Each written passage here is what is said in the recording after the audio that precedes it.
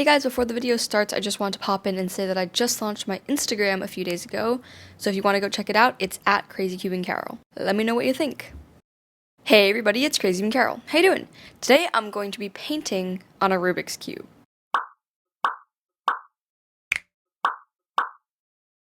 So I have this Shengshou Aurora that I think I got in my clearance cube unboxing video a few weeks back, and I didn't know what to do with it. Clearly it's unstickered. So I was thinking to myself, I like painting on stuff, so why don't I try painting on a cube and combine my two hobbies together? Not sure how this is going to turn out because I've never done it before. I don't know if anyone has. I do paint on stuff pretty regularly just for fun, and I post stuff like that on my crafting channel, Crazy Crafting Carol.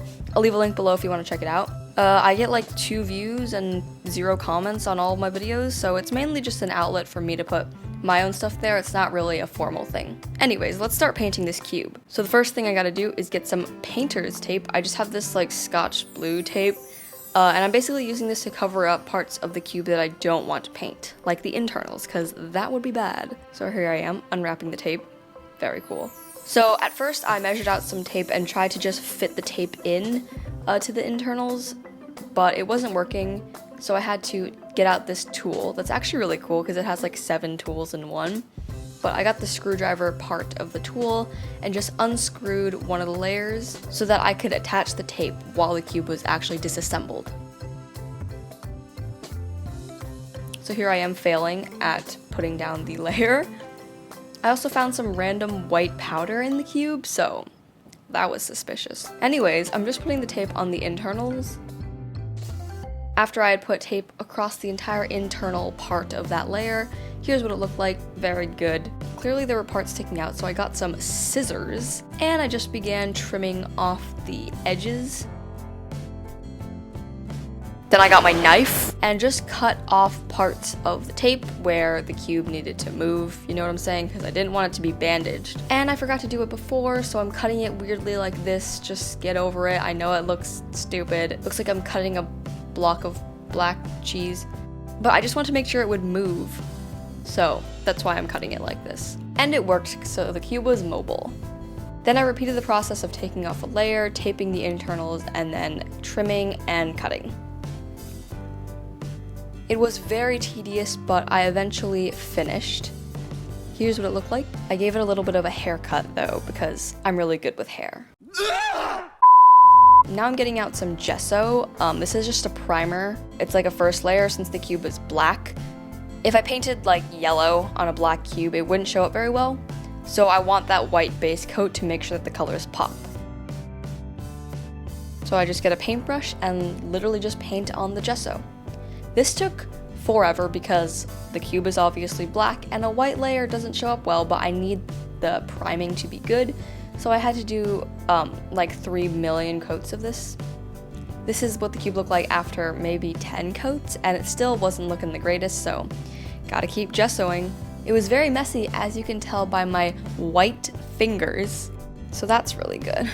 So this is about where I stopped gessoing. It was like maybe my 7 trillionth coat, I don't know, but it was looking good enough, so I stopped there with the gesso. Now I'm actually getting out the colors, so I got all the colors of the rainbow, and for some reason I put white paint on my finger, so good. Then I added white in its proper place to all the colors on my paint palette, because I wanted to make them a little bit more pastel. I'm just mixing the paints together with popsicle sticks.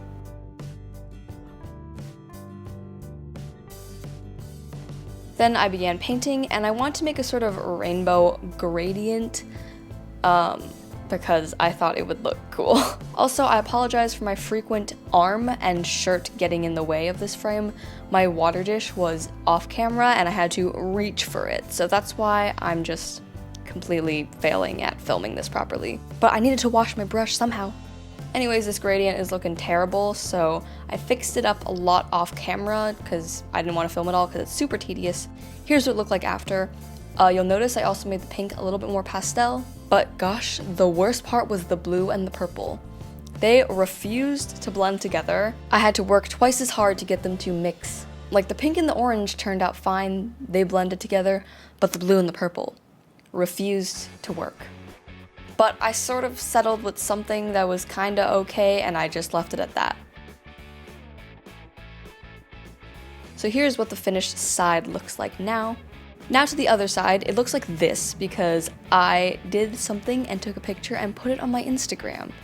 So if you want to check that out, go look at it on @crazycubingcarol.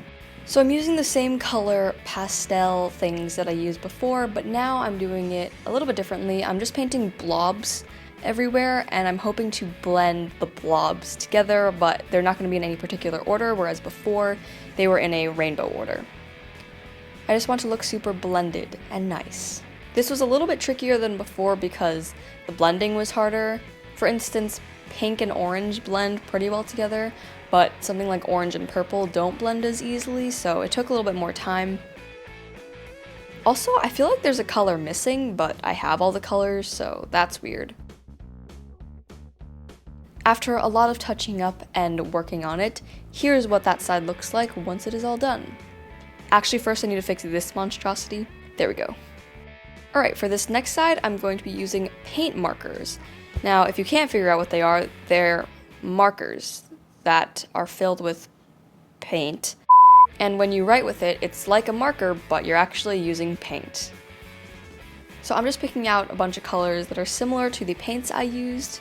And I'm going to be painting something similar to what I just did, except with the paint markers. So I'm going to be drawing blobs. And yeah, just colorful blobs. If you watch my crafting channel, which no one does, you'll know I like colorful blobs. Obviously these can't blend, so they're sort of just popping out at you. So once I finished that, here's what it looked like. Kind of a jumbled mess, but at least it's unique. Now for this final side, I'm going to be drawing zigzags or sort of diagonal slashes. I don't know, but I'm also going to be using the paint markers. So I'm getting a pencil to first sketch out the zigzags, not zigzags, diagonal stripes. I don't know what you call these, but you can see what they are. For some reason, I thought I needed to sketch it, even though it's pretty simple to do. Anyway, so I'm just coloring them in using the same 6 colors I did for the original stripes. So pink, orange, yellow, green, blue, and purple. Basically, I'm getting a contrast between neon, loud colors and pastel colors.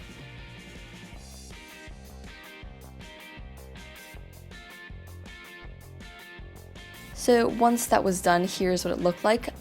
I thought it looked like a kindergartner did it, so to go one step further beyond, I got out a black marker pen thing and just drew in the diagonal lines.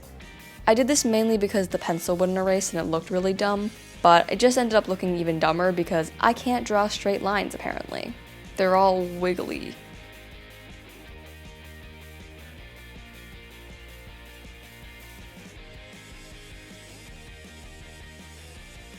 Alright, for this next side, the second to last one, I'm going to be drawing something a little bit less abstract. I'm using red, and hint, it's going to be a logo of some sort. Can you guess what it is? Yeah, I should probably just tell you. It's going to be a YouTube play button. I thought it would be cool to do that for some reason. I don't know why, but for some reason this play button didn't turn out well. Like, it looks super messy to me for some reason. I don't know why. Maybe it's because of the tape was in the way, I really can't tell, but it looks super messy to me and I'm not really happy with how it looks. Which is crazy because it's so simple, it's literally a rounded rectangle with a triangle in the middle, but clearly it looks horrible. After touching it up a little, here's what it looks like. Not the greatest, but whatever. Alright, the final side. I sketched out my Crazy Cubing Carol logo and drew it onto the cube. Now I'm getting out that same black marker to trace it out. I sort of like having the Crazy Cubing Carol logo and then the YouTube logo on opposite sides. I think it's cool. And I'm doing this mainly to make it pop, but also because in real life the logo does have a black outline. And after painting it, here's what it looks like. I painted it off camera for some reason, I don't know why. I think it was because it required a little bit more precision work, and my head would just be in the way, so yeah. And hold on one second, just freeze. I drew a black outline on the colorful blobs to make them stand out a little. There's just one final step left. I'm getting out some Mod Podge, it's glossy, and this is basically a top coat, to make sure the paint doesn't chip off, which is definitely possible. Also, clearly I need to clean off my Mod Podge container because, yeah, not good. Anyway, just painting it on like normal. Also, if you're gonna use this stuff, make sure you're in a well-ventilated area because it literally smells like anus. I don't know why, it just smells terrible, so either open windows or do it outside or something. But anyways, here it is. After the Mod Podge has dried, you can sort of see the glossy coating on some of the sides, especially this one here. You see it's a little bit more shiny. But yeah, here's the completed product. I'm pretty happy with how it looks. There's definitely a few things I could fix, but since this was my first time, I'm still experimenting around, so yeah. Actually, there is one more thing I have to do, and that is to rip off the tape. So I got out my handy dandy tool again, disassembled the puzzle, and just took off the tape. Fun fact, in case you didn't realize, I actually didn't tape off the middle layers, so that was cool. Don't know how I forgot to do that, I just did. But it wasn't too much of a problem. And since the paint was sort of dripping in areas I didn't want them to be, and on the middle layer, I just got an alcohol wipe off camera and wiped off the excess paint. And there we go. Nope, not that way. Yep, there we go. There's the final product. I like it. It's just kind of a good display piece. Definitely not something I'm going to be playing around with a lot. Also because I kind of made it so there's no solved position for some of the sides. So I think I'll just put it on my desk or something and just look at it from afar. If you look up close, you can see a ton of imperfections, but from afar it looks okay, other than that YouTube logo. Ugh, it's terrible. I think I like either my logo the best or the pastel rainbow the best. Let me know which side you like down below. Also let me know if you want me to do this again, maybe paint different things on each face, or maybe paint a different cube like, dare I say it, a Megaminx? I don't know. This is just a fun thing to do when you're bored and stuck at home. Anyways, I really hope you guys enjoyed this video. If you did, make sure to like and subscribe. I'll see you guys next time on Crazy Bean Carol. Bye!